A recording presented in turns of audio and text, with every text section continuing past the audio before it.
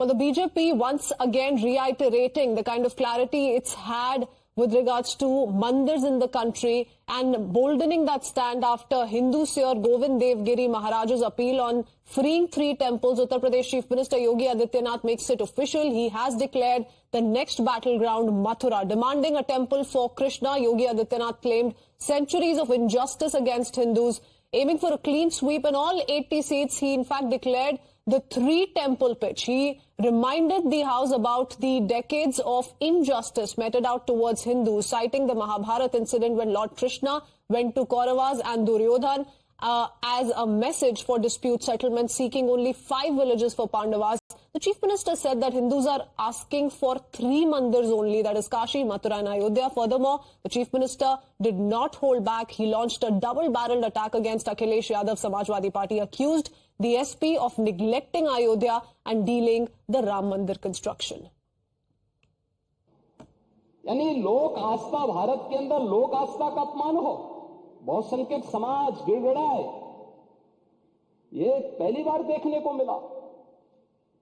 दुनिया देख रही है, स्वतंत्र भारत में काम पहले होना चाहिए था, 1947 में प्रारंभ होना चाहिए था। और उस आस्था के लिए बार बार गुहार लगाता रहा। हमने तो केवल 3 जगह मांगी, अन्य जगहों के बारे में कोई मुद्दा नहीं था। अयोध्या के लिए, और देखिए अयोध्या का उत्सव लोगों ने देखा तो नंदी बाबा ने भी कहा, भाई हम काहे इंतजार करें।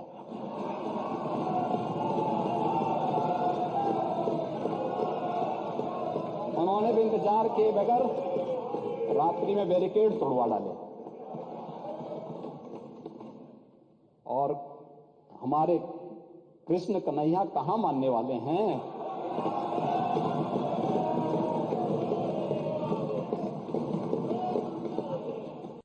Meanwhile, there were mixed reactions from the Samajwadi Party. Akhilesh Yadav responded to Yogi Adityanath's Mahabharat parallel, said people have to decide who are Kauravas and Pandavas. On the other hand, Samajwadi Party MP S.T. Hasan resorted to fear-mongering. Drawing the Babri Masjid analogy, S.T. Hasan said that Taj Mahal, Qutub Minar and Delhi's Jama Masjid could follow the same fate as that of Babri Masjid.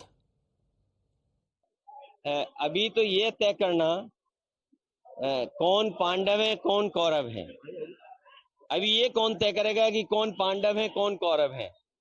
और अगर हम संख्या बल पे जाएं तो BJP तो ये कहती है कि वो दुनिया की सबसे बड़ी पार्टी है, तो पहले ये तो तय हो जाए कि कौरव कौन है पांडव कौन है। मुख्यमंत्री जी क्या कहते हैं, हमारे लिए संविधान और कोर्ट सबसे बड़ी चीज है। हमें पहले से इस बात का अंदाज है और हमने ये बात कही भी है कि बाबरी मस्जिद का मसला तय करा दिया सुप्रीम कोर्ट ने, एक फैसला करा दिया दोनों कम्युनिटीज़ के बीच में, मसला ख़त्म हुआ। अब मथुरा है, ज्ञानवापी है, इसके बाद ताजमहल भी होगा, दिल्ली की जामा मस्जिद भी होगी, कुतुब मीनार भी होगा, 3000 मस्जिदें भी होंगी। तो आखिर ये सिलसिला कहाँ जाके ठहरेगा? देश हित में क्या है, हम सबको सोचना चाहिए। In the meanwhile, Union Minister Sadhvi Niranjan Jyoti also said that it was time to reclaim the temples that were demolished in the past. In fact, religious leaders have also appealed to the Muslim community to hand over Kashi without any dispute. जहाँ तक मंदिरों की बात है, बाहर से आए हुए आक्रांताओं ने हमारे मंदिरों को तोड़ा था और शायद वो तोड़ने वाले भूल गए कि कभी हमारा यहाँ से जाना भी हो सकता है, तो सबूत छोड़ गए। और भारत का कानून, भारत का संविधान, भारत का न्यायपालिका सबूत के आधार पर चलती है। वो तीनों जगह हिंदू मंदिर होने के सबूत हैं, चाहे वो खम्भों में देख लीजिए, स्वस्तिक देख लीजिए, शंख देख लीजिए, कोई भी प्रतीक देख लीजिए, किसी भी मस्जिद में नहीं होते हैं। तो हमें तो उम्मीद है, हमने तो इसके लिए संघर्ष किया है कि भाई हमें मिलना चाहिए। वैकल्पिक रूप में, परोक्ष रूप में एएसआई की रिपोर्ट आ गई, उस रिपोर्ट को मानना चाहिए। मुझे लगता है कि इस रिपोर्ट के माध्यम से जो इस्लाम धर्म के बड़े धर्माचार्य हैं, इस्लाम धर्म के जो बड़े लोग हैं, उनको सहर्ष काशी विश्वनाथ हिंदुओं को सौंप देना चाहिए, जिससे कोई विवाद आगे ना हो। क्योंकि आज नहीं तो कल साक्ष्य के अनुसार कोर्ट के माध्यम से हमें मिलना ही मिलना है। इसलिए विवाद न करके और स्वेच्छा से हम लोगों को सुपुर्द करें। So those are the several reactions coming in. The leaders of minority community in the meanwhile questioned Yogi Adityanath. President of All India Muslim Jamaat Shahabuddin Razvi questioned if Chief Minister was inclusive or just appeasing a particular community. On the other hand, AIDF President Badruddin Ajmal also called Yogi Adityanath bulldozer Baba. ये मुख्यमंत्री के जुबान से शोभा नहीं देता है कि वो इस तरीके से मजहबी बातें करें या पार्टी बने। एक धार्मिक व्यक्ति के लिए वो बहैसियत मठ के एक पुजारी की हैसियत से अगर ये बयान दें तो ये उनकी जुबान से शोभा देता है, जेब देता है। वो मुख्यमंत्री हैं, सबके मुख्यमंत्री हैं और पूरी उत्तर प्रदेश में रहने वाले हर शहरी के मुख्यमंत्री हैं। तो उन्होंने पार्टी बन करके, फरीक बन करके इस तरह का बयान नहीं देना चाहिए। देखिए, योगी जी जो है बुलडोजर चलाना जानते हैं, बुलडोजर मिनिस्टर है और होम मिनिस्ट्री नहीं बल्कि प्राइम मिनिस्टर के दौर में है।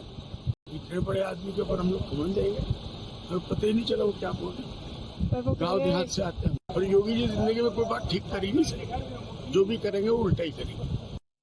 Let's quickly open this up with our guest joining us this evening. We have Sharath Trivedi, BJP spokesperson, with us, along with Samajwadi Party spokesperson Vijay Rathi. Also with us on the broadcast is a political analyst Atikur Rahman. My first question, though, is to Mr. Vijay Rathi.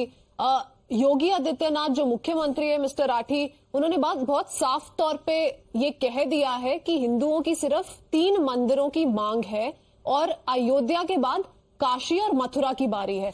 अब Samajwadi party एक अपने narrative से आ रही है, अखिलेश यादव काफी सारे बयान दे रहे हैं, पर समाजवादी पार्टी की ऑफिशियल लाइन क्या है सर? कैसे रिस्पॉन्ड करेंगे योगी आदित्यनाथ जी को? योगी आदित्य, आवाज आप मेरी सुन पा रही हैं? जी। Audible?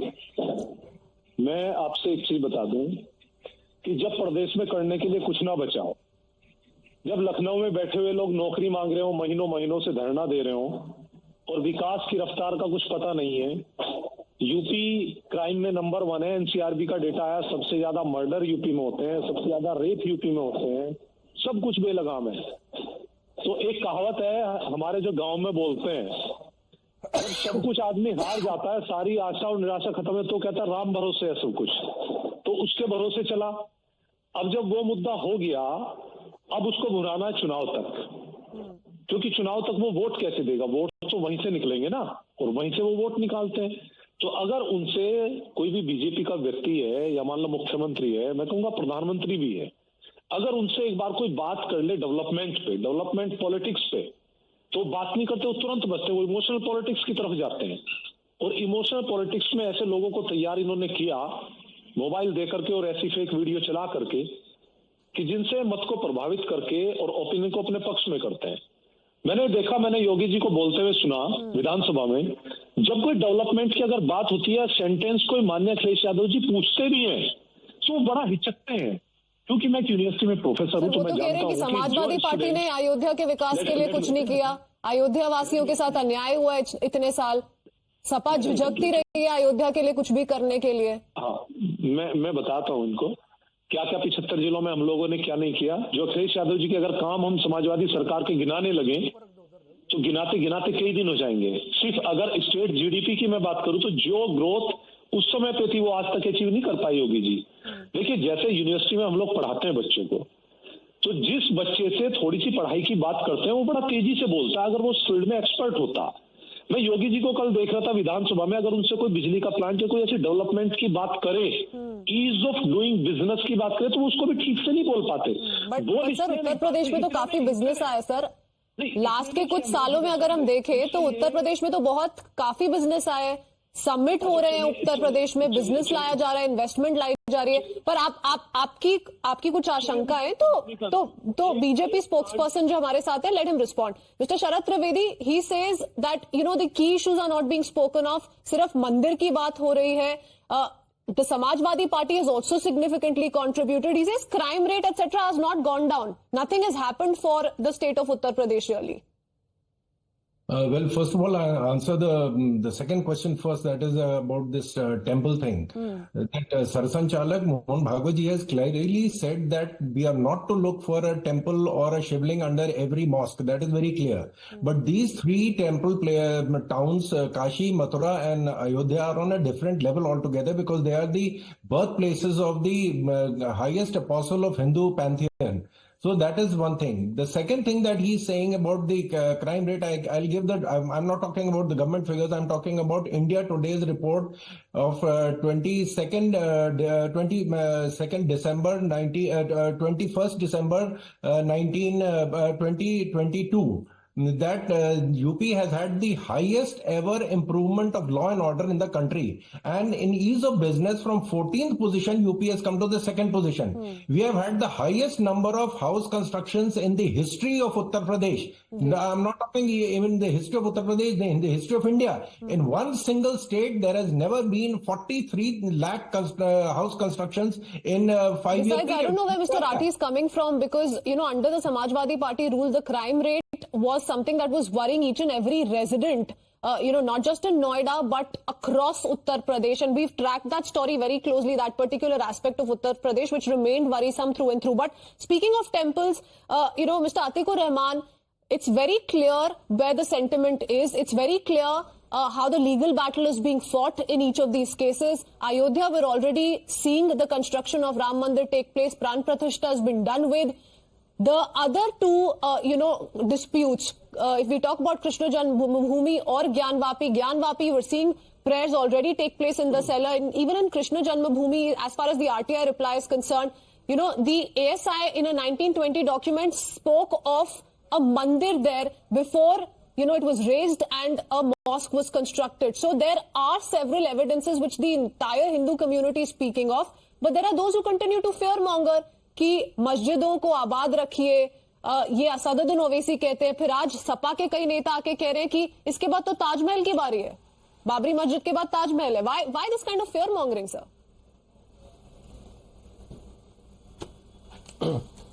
Well, see, the entire ball of the game is being thrown on the Muslim side, and if they want to address this to the Muslim side, I would like to ask Mr. Yogi and the BJP spokesperson that to whom you are addressing this question. If you are saying the Muslim community should come forward, which Muslim body you recognize? In the past 9 years, you have demonized every Muslim household, every Muslim institution in this country to be either, being a terrorist, or, they are not fit to be in India, they should go to Pakistan. AMU, for example, today, an amicable solution towards all these impending problems could have been very, very simply solved if there would have been a Muslim institution left out of your, cohorts being blamed time and again. With simple point, Mr. Atikur Rahman, that is being said, and it's not just the BJP or any right-wing outfits. There are several people who come out to say that given that these are legal battles which are being fought now, it's within the court's purview to take a decision. And there is significant amount of evidence in terms of these features, motives, etc. through the survey or otherwise. Why can't we reach an amicable solution, an out-of-court settlement? That is the only appeal that is coming in. And Yogi Adityanath perhaps reiterating the same sentiment in the assembly. That's all the time we have for this discussion, though we will continue to track all the political reaction on this very closely. A quick break with that. We'll be right back.